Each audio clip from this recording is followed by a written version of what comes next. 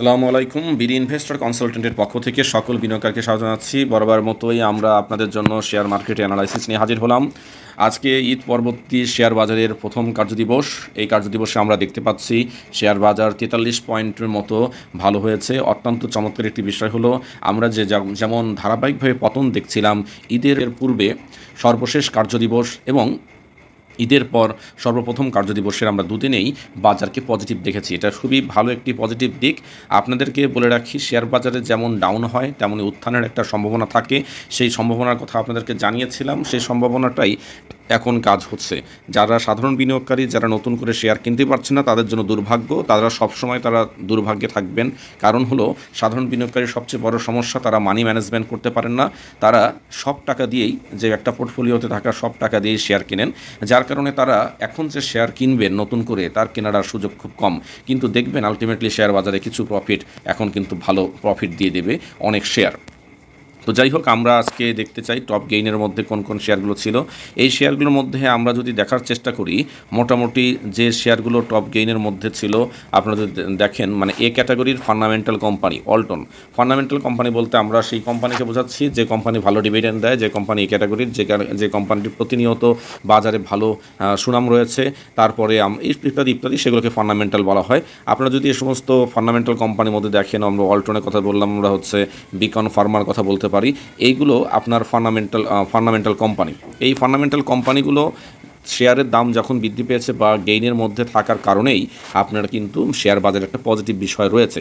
এখন আপনাদের মাথায় রাখবেন, আমরা যদি দেখতে পারেন এ ক্যাটাগরির শেয়ারের সংখ্যা, মানে পজিটিভ হওয়ার সংখ্যাটা বেশি, জেড ক্যাটাগরির শেয়ারের সংখ্যাটা কম। এক্ষেত্রে যদিও যদি একটি কোম্পানির জেড ক্যাটাগরি রয়েছে, তারপরও মাথায় রাখবেন যে যদি কোনো শেয়ার বাজারে জেড ক্যাটাগরির শেয়ারের মানে মূল্য কম বৃদ্ধি পায় বা শেয়ার বাজারে গেইন না করে, তাহলে আপনি বুঝবেন যে ফান্ডামেন্টাল কোম্পানি, অর্থাৎ শেয়ার বাজারে যদি জেড ক্যাটাগরি কোনো কোম্পানির দাম বৃদ্ধি না পেয়ে ফান্ডামেন্টাল কোম্পানি অর্থাৎ এ ক্যাটাগরি বা বি ক্যাটাগরির শেয়ারের যদি গেইনের মধ্যে বেশি থাকে, তাহলে বুঝবেন শেয়ার বাজারে একটা ভালো দিকে যাওয়ার সম্ভাবনা রয়েছে। সেক্ষেত্রে আমরা যদি প্রথম কিছু শেয়ারের দেখার চেষ্টা করি, আপনারা একটু দেখতে পাবেন এখানে ক্যাটাগরি দেওয়া আছে।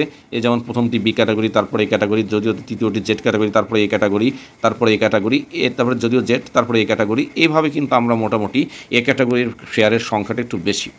তো এই একটা পজিটিভ দিক যে শেয়ার বাজার একটা ভালো দিকে যাওয়ার সম্ভাবনা রয়েছে। কিন্তু ভালো দিকে গেলে আসলে কোন দিকে যাবে? আমরা যদি সেক্টর ওয়াইজ আজকের বিনিয়োগের পরিমাণটা দেখি, যেটা ঈদের পূর্বে আমরা যে অ্যানালাইসিস দিয়েছিলাম, সেখানে ফার্মাসিউটিক্যাল যে সমস্ত সেক্টরটি রয়েছে সেখানে বড় বিনিয়োগ হয়েছে। এবারও আমরা দেখতে পাচ্ছেন ফার্মাসিউটিক্যাল সেক্টরে একটা বড় বিনিয়োগ কিন্তু আছে।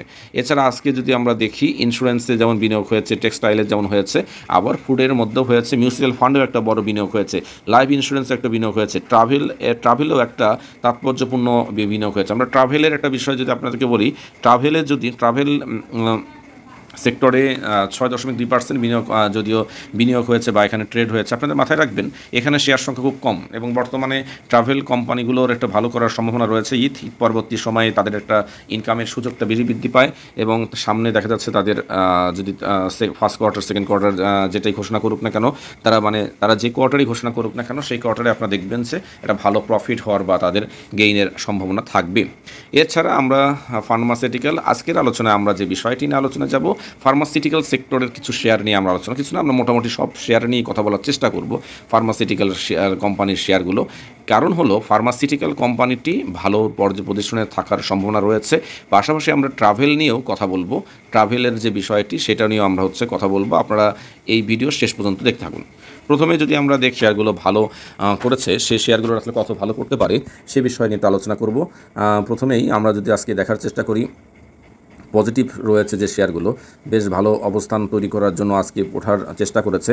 প্রথমে যদি দেখি 7.5% আজকে দাম বৃদ্ধি করেছে যে শেয়ার, সেটি হচ্ছে বিকন ফার্মা শেয়ারটি একটি ফান্ডামেন্টাল একটি কোম্পানি। এই কোম্পানিটির আপনারা যদি একটু লক্ষ্য করেন, এই কোম্পানিটির এনএভি রয়েছে 25 টাকা, ইপিএস 22 টাকা এবং পি রেশিও 69.6, অর্থাৎ যদি আমরা যে বলি এটা পি রেশিও আসলে নিরাপদ পি রেশিও নয়, যদিও এটি নিরাপদ পি রেশিও নয়, তবুও আমরা যদি বলি এটা একটা ফান্ডামেন্টাল কোম্পানি। এই শেয়ারটির আমরা টেকনিক্যাল অ্যানালাইসিসে যদি একটু দেখানোর চেষ্টা করি, সেক্ষেত্রে আপনারা দেখতে পারবেন ঈদের পূর্বের দিন একটি হ্যামার ক্যান্ডেল তৈরি করেছিল, যেটি একটা বুলিশ ক্যান্ডেল। হ্যামার যদি আসে তাহলে শেয়ারের দাম বৃদ্ধির সম্ভাবনা থাকে। তো হ্যামার ক্যান্ডেলের যেমন তৈরি হয়েছে, আজকেরটাও গ্রিন লং ক্যান্ডেল, এটাও একটা পজিটিভ ইস্যু যে সামনে দাম বাড়ার সম্ভাবনা রয়েছে। আচ্ছা, তারপরে যদি আমরা এটা দেখার চেষ্টা করি, এই ঠিক কিছুদিন আগেই অর্থাৎ ঈদের ছুটির আগে সেটি দিন ছিল, কার্যদিবস ছিল 11ই জুন, একটি বড় রকমের একটা লেনদেন হয়েছে। আপনারা যদি একটু লক্ষ্য করেন, একটা বড় রকমের একটা লেনদেন হয়েছে, আপনারা দেখতে পাচ্ছেন এই বিষয়টি রয়েছে। তো শেয়ারটির নিয়ে মানুষের একটা আগ্রহ থাকার সম্ভাবনা রয়েছে, অনেকে আবার এই শেয়ার কিনে লসেও রয়েছেন, এমনটিও রয়েছে। আমরা যদি মান্থলি চার্ট দেখার চেষ্টা করি চার্টে, তাহলে আমরা দেখতে পাবেন শেয়ারটা একটা সময় অবস্থান ছিল 390 টাকায়, সেইখান থেকে এটি 390 টাকা ছিল যখন ছিল, তখন ছিল হচ্ছে 2022 সালের 2 অক্টোবর। সেখান থেকে শেয়ারটার দাম কমে যথারীতি চলে এসেছে এখন বেশ খানিকটা কমে 140 টাকা। দেখেন 140 টাকা লেভেল থেকে কিন্তু, অর্থাৎ 140 টাকা পর্যন্ত কিন্তু একটা শেয়ারটা কারেকশন হওয়ার পর কিন্তু যথারীতি পরবর্তী উইক, আমরা এটা যদিও পরবর্তী সপ্তাহে, অর্থাৎ আপনারা যদি লক্ষ্য করেন যে পরবর্তী সপ্তাহে এটা কিন্তু একটা ভালো গেইন দিয়েছে। অর্থাৎ পরবর্তী সপ্তাহে যদি আমরা একটু দেখার চেষ্টা করি, আবারও একটু দেখার চেষ্টা করেন, মান্থলি চার্ট নিয়ে দেখাচ্ছি বা উইকলি চার্ট আমরা নিয়ে এসে দেখাই। আপনারা দেখতে পাচ্ছেন যে পরবর্তী সপ্তাহেও কিন্তু বেশ 3 সপ্তাহে কিন্তু এটা পজিটিভ একটা কার্য অবস্থানটা তৈরি করেছে। অর্থাৎ এই শেয়ারটার কিন্তু একটা ভালো হওয়ার সম্ভাবনা কিন্তু দেখা দিতে পারে। এরপর আজকে যে শেয়ারটি আর ভালো অবস্থান তৈরি করেছে, স্কয়ার ফার্মাসিউটিক্যাল, অত্যন্ত একটি ফান্ডামেন্টাল একটি কোম্পানি। এই শেয়ারটি যদি আমরা দেখার চেষ্টা করি, এনএভি অত্যন্ত চমৎকার, 130 টাকার এনএভি, ইপিএস রয়েছে 21 টাকা পার শেয়ার, ইপিএস পি রেশিও অত্যন্ত নিরাপদ, চমৎকার বিনিয়োগযোগ্য একটি কোম্পানি। যদিও কোম্পানি এইখানে একটা কথা মাথায় রাখতে হবে যে এই শেয়ারটায় যেমন দাম কমেছে, তার এখান থেকে কিন্তু আপনার ভালো একটা গেইন পেতেই পারেন। আপনারা যদি দেখার চেষ্টা করেন, এই শেয়ারটা কিন্তু যথারীতি 197 টাকা অর্থাৎ পর্যন্ত কারেকশন হওয়ার পরে কিন্তু সেটা এখন যথারীতি একটা, যদি কেউ ক্যাপিটাল গেইন করতে চাইতেন তাহলে কিন্তু মোটামুটি বলা যায় যে 3 দিনে আপনার একটা প্রফিট আজকে তোলার মতো ছিল, 10 মতো একটা হয়ে গেছে। কিন্তু সেটাতে আমরা যাব না, মূল বিষয়টার মধ্যে যায় যে এই শেয়ারটা ভালো হবে বা এই শেয়ার অবস্থানটা ভালো থাকবে। এখন এটা কতটুকু ভালো থাকতে পারে সেই বিষয়ে যদি আমরা একটু বলার চেষ্টা করি, উইকলি চার্ট জানার চেষ্টা করি, এই শেয়ারটার অ্যাভারেজ যদি আপনারা দেখার চেষ্টা করেন, এই শেয়ারটার এর আগে আমরা যদি সর্বোচ্চ পর্যায়ে দেখার চেষ্টা করি, অর্থাৎ 2018 সালে এই শেয়ারটি উঠে গিয়েছিল 272 টাকা লেভেলে। তারপরে এটা কমে কারেকশন হয়েছে, আবার উঠেছিল হচ্ছে এটি আপনার 240 টাকা লেভেলে, আবার একটা বড় কারেকশন হয়ে 2020 সালে নেমে আসে, আবারও কিন্তু একটা বড় উত্থান হয়ে যথারীতি 242 এবং যথারীতি 245 এবং এখন অবস্থানে রয়েছে 200 নিচে চলে এসেছিল, সেখান থেকে কিন্তু আবার ভালো করছে। ব্যাপারটা কিন্তু খুবই চমৎকার একটা বিষয় যে শেয়ারটা যেমন উত্থান আবার পতন সবই রয়েছে, এই একটা বিষয়। অর্থাৎ এই শেয়ারটা সবচেয়ে বড় কথা হচ্ছে যে এটা ফান্ডামেন্টাল কোম্পানি, আর এই শেয়ারটা যদি ভালো হয় শেয়ার বাজারে একটা ভালো হওয়ার সম্ভাবনা থাকে। এরপরে আমরা স্কয়ারের পরে যদি আজকে চলে যাই কোহিনুর কেমিক্যাল, এখানেও আজকে শেয়ারটি 4.3% হয়েছে এবং এই শেয়ারটা নিয়ে যথেষ্ট একটা গেমলিং মেকানিজম পার্টির, যা কিছু বলেন গেমলার পার্টি, মেকানিজম পার্টির নানান কারসাজিও ছিল এই শেয়ারটা নিয়ে একটা সময়। এই শেয়ারটার আমরা যদি দেখার চেষ্টা করি, আমরা একটা ডে চার্ট নিয়ে এসেছি। রিসেন্ট সময়ের ক্ষেত্রে যদি আমরা এটা দেখার চেষ্টা করি, শেয়ারটা গত 2024 সালের 23 সালের দিকে আমরা দেখা যায় 2023 সালের ডিসেম্বর মাসে শেয়ারটা ছিল হচ্ছে 400 টাকা লেভেলে। সেইখান থেকে শেয়ারটা একটা বড় উত্থান তৈরি করে শেয়ারটা চলে গেছিলো 800 টাকা, অর্থাৎ দ্বিগুণ একটা। এখানে একটা মেকানিজম পার্টি, কেমলাম পার্টি, তাদের একটা বড় ধরনের কারসাজি ছিল, সেখান থেকে এখন অবস্থান করে 600 টাকা অবস্থান রয়েছে। এই শেয়ারটা যদিও এখানে দেখা যাচ্ছে আবারও একটা আপ ট্রেন, কিছুটা আপ ডাউন করতে পারে, তবে আপনারা মনে রাখবেন নিরাপদ বলতে গেলে 400 টাকার লেভেলে আসার পরে এটাকে নিরাপদ বলা যেতে পারে যদিও। আর এখানে যদি এর পি রেশিও নিয়ে কথা বলি, আমরা পি রেশিও, এনএভি এটারও খুব চমৎকার অবস্থানে রয়েছে। পি রেশিও বিনিয়োগযোগ্য মোটামুটি, যদিও 30-এর উপরে আছে। ইপিএস আছে 12 টাকা 30 পয়সা, এনএভি রয়েছে 59 টাকা 50 পয়সা। তার মোটামুটি এই শেয়ারটার একটা অবস্থানে রয়েছে ফান্ডামেন্টাল, আশা করি ভালো হলে ভালো হবে সব কিছুতেই। এরপরে আমরা আরেকটি শেয়ার নিয়ে যদি যাই, এখানে একটা কথা বলতে হয়, ফান্ডামেন্টাল একটি কোম্পানি, যদিও আজকে ভালো করেনি, আজকের অবস্থানটা তার অবস্থান করে না, সেটি হচ্ছে বিএক্স ফার্মা, বেক্সিমকো ফার্মা শেয়ারটির এনএভিটা আপনারা দেখেন, এনএভিটা অত্যন্ত চমৎকার, 97 টাকা, ইপিএস রয়েছে 10 টাকা, আর পি রেশিও রয়েছে 10, অত্যন্ত চমৎকার একটা পি রেশিও, যদিও বিনিয়োগযোগ্য পি রেশিও, কিন্তু ব্যাপারটা হলো যে এই শেয়ারটা নিয়েও যদি কথা বলি, এখানে অনেকেই অনেক ধরনের কথা মন্তব্য রাখতেই পারেন, কিন্তু একটা ব্যাপার হচ্ছে এটা ফান্ডামেন্টাল কোম্পানি। এবং এই যে এই শেয়ারটার যথারীতি একটা মেকানিজম পার্টির 2020 সালে একটা ব্যাপক, দেখেন এখানে ভলিউমটাও যেমন কেমন হয়েছে, পাশাপাশি একটা মেকানিজম, ভালো মেকানিজম এখানে হয়েছে। মেকানিজম হওয়ার পর কিন্তু এটা দীর্ঘ দিনের কারেকশন কিন্তু এটা লেভেল অতিক্রম মানে চলমান আছে। এত সুন্দর কারেকশন যদি দেখেন, উত্থান হয়েছে, তারপর একটা ফ্লোর প্রাইস দিয়ে আটকে থাকে, আবার একটা পতন হয়েছে, এরকম অবস্থান চলছে। তো শেয়ারটি ফান্ডামেন্টাল কোম্পানি। আমরা যদি বলি যে এই শেয়ারটার 100 মানে শুধু 57 টাকা লেভেল থাকলে এটা হচ্ছে একটা স্ট্রং সাপোর্ট লাইন, সেখান থেকে আসলে শেয়ারটা ভালো হতে পারতো। তবে শেয়ার বাজারে ভালো হওয়ার সম্ভাবনা এই কোম্পানিটিরও রয়েছে। কারণ কতটুকু ভালো হবে সেটা পরে কথা। তবে শেয়ারটার একটা সময় মেকানিজম হয়েছিল, যার কারণে এখন কিন্তু মানুষের আগ্রহ কম, কিন্তু এর কারেকশন যদি আরও চলমান থাকে, 100 টাকার নিচে 60-70 টাকার লেভেলে চলে আসে, অথবা এখন যে কারেকশনটা হয়েছে এখান থেকে ওইটা ব্যাক করতে পারে। আচ্ছা, এটা নির্ভর করবে মানুষ কেমন কিনছে না কিনছে সেগুলোর উপরে। আরও যে কোম্পানিগুলোর মধ্যে আমরা যে কোম্পানিটা আজকে 4% হয়েছে সেটা আমরা যাই জেএমআই। এই কোম্পানিটা আমরা একটু দেখি। জেএমআই কোম্পানিটা যদি সিনথেটিক মেডিকেল, এখানে কোম্পানি যদি আমরা একটু দেখার চেষ্টা করি, এই জেএমআই কোম্পানিটি আপনার এটা এই ক্যাটাগরি কোম্পানি। এনএবি চমৎকার, পি রেশিও ইপিএস কোনোটাই দেওয়া নেই এখানে। আনঅডিটেড পি রেশিও যেটা দেখা দেওয়া আছে 205, এটি কোনোভাবেই গ্রহণযোগ্য নয়। লাস্ট এজিএম যেখানে হয়েছে সেটাও বেশ ভালো, 2023 সালে লাস্ট এজিএম হয়েছে। লাস্ট এজিএমটা হয়েছে 2023 সালে, এটা বেশ ভালো বিষয়, আপনারা দেখতেই পাচ্ছেন। তো যাই হোক, সব মিলিয়ে এই শেয়ারটা আজকে ভালো করেছে। ভালো করার কারণও রয়েছে, কারণ শেয়ারটাকে যদি আমরা একটু লেখার চেষ্টা করি, মান্থলি একটা চার্ট নিয়ে আসার চেষ্টা করি, শেয়ারটা বেশ কারেকশন হয়েছে।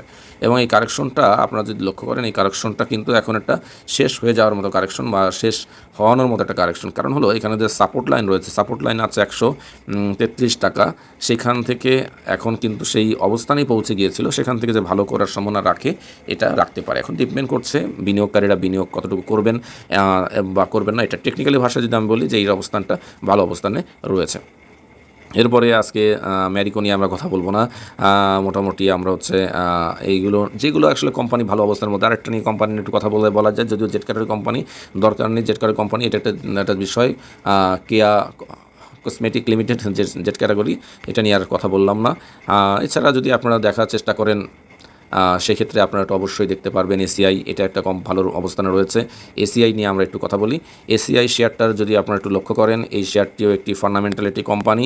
এই শেয়ারটির এনএভি রয়েছে 64 টাকা, ইপিএস 5 টাকা, পি রেশিও 22, অর্থাৎ নিরাপদ পি রেশিও 30-এর মধ্যে পি রেশিও থাকলে ভালো, সেখানে নিরাপদ পি রেশিও। এই ক্যাটাগরির কোম্পানি শেয়ারটা ভালো হওয়ার সম্ভাবনা রাখে, কারণ শেয়ারের ফান্ডামেন্টাল। এবার যদি ফান্ডামেন্টাল কোম্পানির যে কারেকশন যেগুলো হয়েছে, সেই কারেকশনের আলোকে আমরা একটু দেখার চেষ্টা করি।